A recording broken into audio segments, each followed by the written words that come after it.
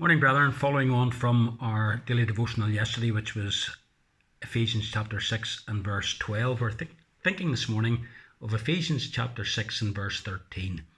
So Paul has told us that our struggle is not against flesh and blood, but against rulers, against the authorities, against the powers of this dark world, and against the spiritual forces of evil in the heavenly realms.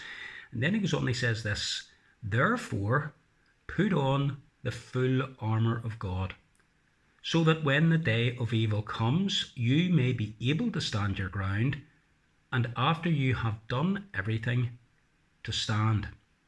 So, of course, the word therefore throws us back to what we were thinking about yesterday.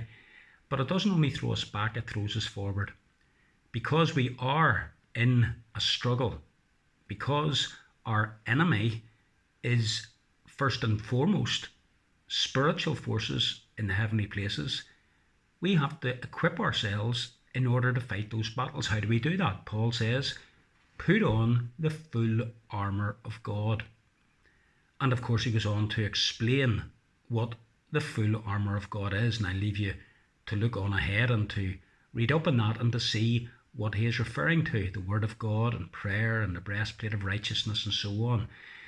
But he's wanting us to make sure that we are prepared, because he talks here about when the day of evil comes. In other words, he's envisaging a situation where we as Christians are going to find ourselves in a real battle situation, and we need to be prepared for that. We need to get up every day, and like the Roman soldiers of old, we have to make sure we're prepared in case we're attacked. And if we're attacked, to be able to not only defend ourselves, but also to ward off and get the victory over our attackers. In order to defend oneself, one has to have armour. One has to have that which will protect. Many of us as Christians, I know, because I'm just the same, we get up every day and we never think that today we could find ourselves in a real spiritual battle. And so we don't put on the full armour of God, and we go into the day and we go into our responsibilities and we've no armour on. We're like a soldier getting up, getting dressed, and not putting on all the pieces of armour that he would need in order to protect himself against attack that day. And the Roman soldiers, of course, were vulnerable because the Jews didn't want them in Palestine, other people didn't want them in their land. And so there was always the possibility, especially where you had the paramilitary groups, of attacking Roman soldiers. And so it was important for them to have on the breastplate to protect their chest and their heart, their helmet to protect their head, their shield to make sure that they could ward off any knife attacks or anything like that. Well, as Christians, we are to go into the day prepared. We're to have these things that Paul talks about around us.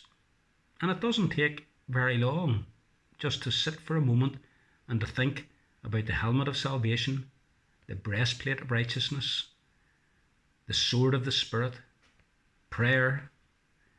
Brethren, these things are things that we need to take with us each day, so that when the day of evil comes, we will be able to stand our ground, not to give way, not to be knocked over, not to be a casualty in the battle, but having done everything to be able to stand. And the picture there is of standing firm, not being able to be pushed over. So, brethren, tomorrow morning, when you get up, if you haven't done it today, put on the full armour of God. Look up Ephesians 6 and find out what the armour is, and piece by piece in your mind put it on. Because who knows, this might be the very day that you're going to find yourself in a real spiritual battle. And if you do, you want to be prepared. Have a good day, folks.